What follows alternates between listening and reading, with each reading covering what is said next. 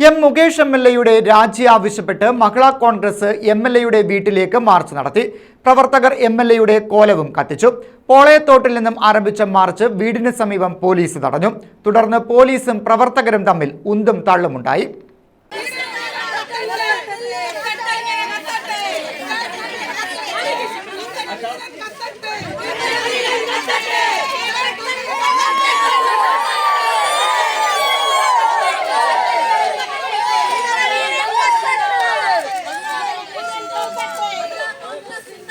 കനത്ത പോലീസ് വലയത്തിലാണ് മഹിളാ കോൺഗ്രസ് മാർച്ച് ആരംഭിച്ചത്.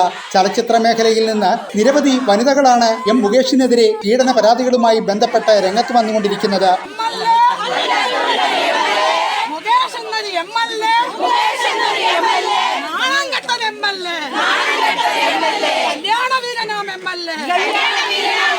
Justice Hema commission report പുറത്തുവന്നതിനിടയിലാണ് എം.എൽ.എക്കെതിരെ പീഡന വിവരങ്ങൾ ഒന്നൊന്നായി പുറത്തുവന്നുകൊണ്ടിരിക്കുന്നത്.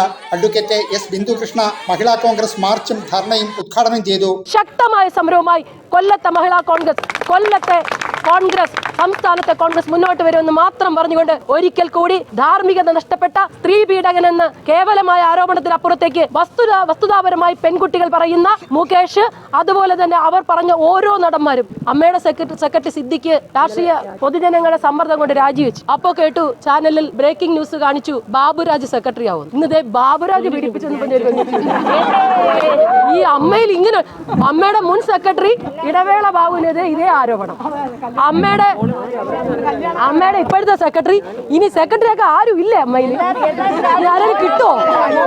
മഹിളാ കോൺഗ്രസ് ജില്ലാ പ്രസിഡന്റ് സെബാ സുദർശനൻ അധ്യക്ഷയായിരുന്നു. യു വഹീദ, മാരിയത്ത് താജ് തുടങ്ങിയവർ നേതൃത്വം നൽകി. ന്യൂസ് ബ്യൂറോ, കൊല്ലം.